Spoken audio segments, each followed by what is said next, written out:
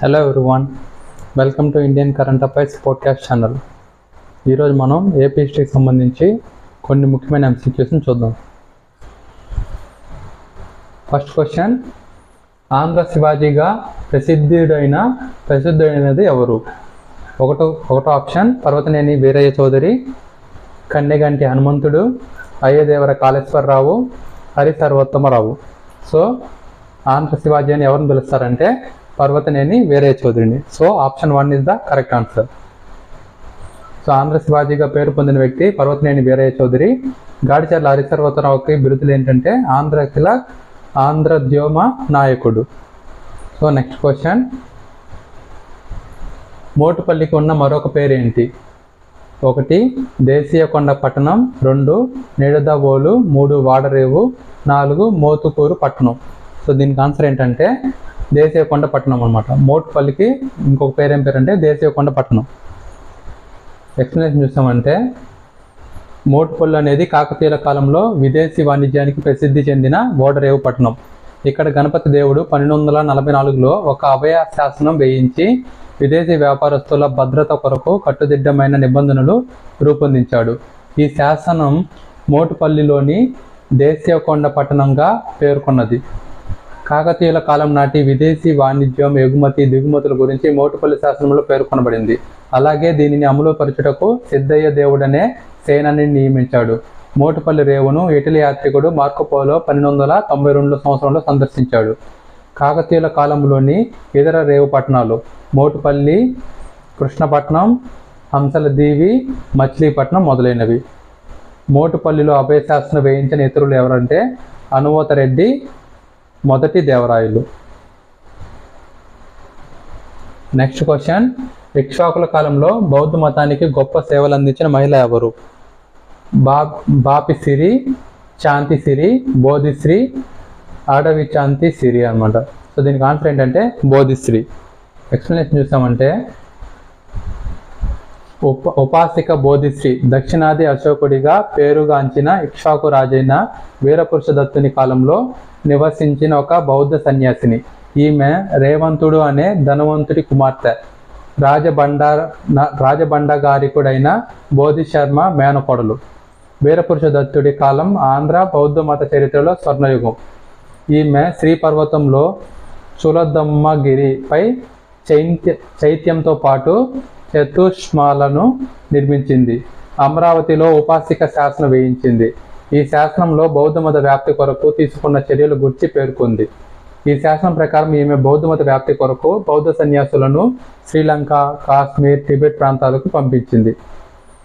పాపిల వద్ద విహారాలను, పుష్పగిరి వద్ద శిలా మండపం నిర్మించింది. So next question, Andhra Socialist Party తొలి అధ్యక్షుడు ఎవరు? C Rajeswara Rao, P Sundarayya, N G Ranga, Madduri Annapurnayya. So దీనికి ఆన్సర్ ఏంటంటే N G Ranga. Andhra Socialist Party తొలి అధ్యక్షులు ఎవరంటే ఎన్జి రంగా. ఎక్స్ప్లెనేషన్ చూసామంటే 1934లో ఆచార్య నరేంద్రదేవ్, జయప్రకాష్ నారాయణులు అఖిల భారత సోషలిస్ట్ పార్టీని స్థాపించారు. దీనికి అనుబంధంగా 1934 జూన్ 28న విజయవాడలో ఆంధ్ర సోషలిస్ట్ పార్టీ ఏర్పడింది. దీనికి మొదటి అధ్యక్షుడు ఎన్జి రంగా. ఈ పార్టీకి ప్రథమ కార్యదర్శి మద్దూరి అన్నపూర్ణయ్య. మొట్టమొదటి సోషలిస్ట్ మహాసభ ఫిబ్రవరి 19, 1935లో తెన్నేటి విశ్వనాథం అధ్యక్షతన గుంటూరులో జరిగింది. నెక్స్ట్ క్వశ్చన్, క్రీస్తశకం 16-17 శతాబ్దాల్లో చేనేత వస్త్రాల వ్యాపారంలో ప్రసిద్ధి చెందిన ఓడరేవు పట్టణం ఏది? సో 1 మచిలీపట్నం, 2 విశాఖపట్నం, 3 మోటుపల్లి, 4 నర్సాపురం. సో చేనేత వస్త్రాలకు వ్యాపారంలో ప్రసిద్ధి చెందిన ఓడరేవు ఏదంటే దీనికి ఆన్సర్ మచిలీపట్నం అనమాట. ఎక్స్ప్లెనేషన్ చూస్తామంటే మచిలీపట్నం క్యాలికో వస్త్రాలు, కలంకారీ వస్త్రాలకు ప్రసిద్ధి చెందినది. ఆంధ్రప్రదేశ్ తీర ప్రాంతంలోని మచిలీపట్నం ఓడరేవులో జరిగే స్వదేశీ వర్తకం, విదేశాలకు ఎగుమతులు మొత్తం కలిపి సంవత్సరానికి దాదాపు 75 లక్షల రూపాయల వ్యాపారం జరిగేది. కుతుబ్ షాహీల కాలంలో క్యాలికో అనే చేనేత వస్త్రాలకు, రంగు వస్త్రాలకు ఇంగ్లాండ్లో విపరీతమైన గిరాకీ ఉండేది. దీనితో ఇంగ్లాండ్లో స్థానిక వస్త్ర పరిశ్రమలు దెబ్బతిన్నాయి. క్యాలికో వస్త్రాలకు సహజ సిద్ధమైన రంగులను తయారు చేసి కర్ర అచ్చులను వాటిలో ముంచి వస్త్రాలపైన ముద్రించేవారు. కలంతో డిజైన్లు గీసే కలంకారీ వస్త్రాలు కూడా ఆ కాలంలో చాలా సుప్రసిద్ధమైనవి. ఈ రకమైన వస్త్రాలు మచిలీపట్నం, నిజాంపట్నం మరియు పాలకొల్లులో తయారయ్యేవి. మచిలీపట్నంలో కలంకారీతో పాటు మస్లిన్ వస్త్రాలు కూడా తయారయ్యేవి. రంగు వస్త్రాలు, పీతాంబరాలకు మచిలీపట్నం ప్రపంచ ప్రసిద్ధి చెందింది. నెక్స్ట్ క్వశ్చన్, కేసరి సముద్రం అనే తటకాన్ని నిర్మించింది ఎవరు? సో కేసరి సముద్రం అనే చెరువుని ఎవరు తవ్వించారు? గణపతి దేవుడు, మొదటి ప్రోలరాజు, రెండవ పేదరాజు, రుద్రదేవుడు. దీనికి ఆన్సర్ ఏంటంటే మొదటి ప్రోలరాజు అనమాట. మొదటి ప్రోలరాజు కేసరి సముద్రం అనే చెరువును తవ్విస్తాడు అనమాట. ఎక్స్ప్లెనేషన్ చూస్తామంటే, వ్యవసాయ అభివృద్ధి కోసం కాకతీయులు నిర్మించిన చెరువులు. మొదటి ప్రోలరాజు వచ్చి హరికేసరి కేసరి సముద్రం అనే దాన్ని నిర్మించాడు.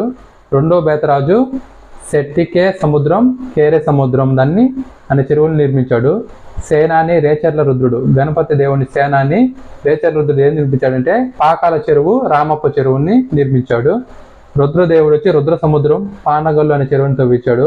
మైలాంబ గణపతి దేవుని యొక్క సోదరి బయ్యారం చెరువు, ధర్మసాగర్ చెరువుల్ని తవ్విస్తుంది. కుందాంబిక గణపతి దేవుని సోదరి, ఈమె కుంద సముద్రం అనే చెరువుని తవ్విస్తుంది అనమాట. కాకతీయుల కాలంలో తటకాల నిర్మాణం సప్త సంతానాలలో ఒకటిగా భావించేవారు.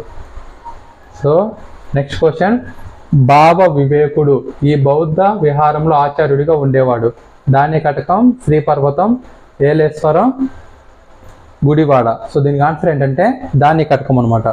బాబ వివేకుడు దాన్ని కటకం అనే బౌద్ధ విహారంలో ఆచార్యుడిగా ఉండేవాడు అనమాట. ఎక్స్ప్లెనేషన్ చూస్తామంటే, బాబ వివేకుడు స్వతంత్రిక మాధ్యమిక వృత్తి అనే సిద్ధాంత వ్యవస్థాపకుడు. ఇతను ప్రజ్ఞ ప్రతిపామాల మాధ్యమిక వృత్తి అనే గ్రంథాన్ని రచించాడు.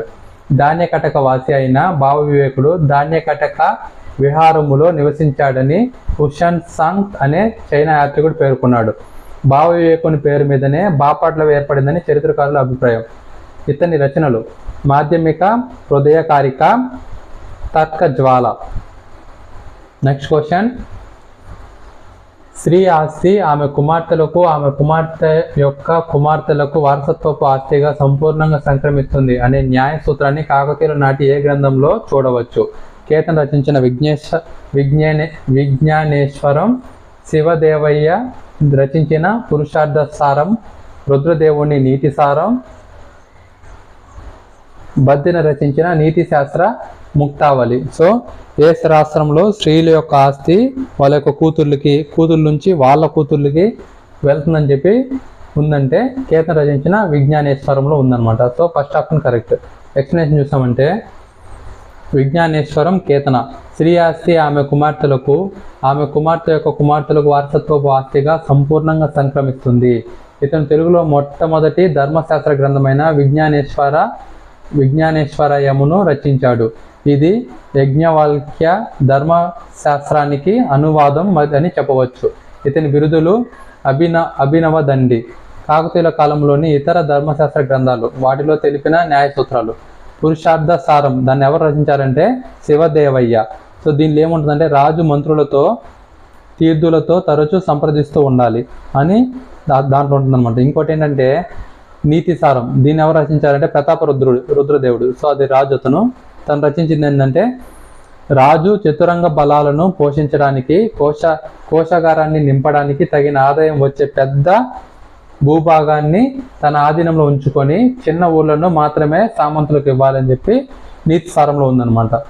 ఇంకా ఏముందంటే, వర్తక సుంకాలు నిరంకుశంగా పెంచరాదని, విదేశీ వర్తకుల పట్ల ఉదారంగా ఉండి వారిని ప్రోత్సహించాలని చెప్పి ఉందన్నమాట.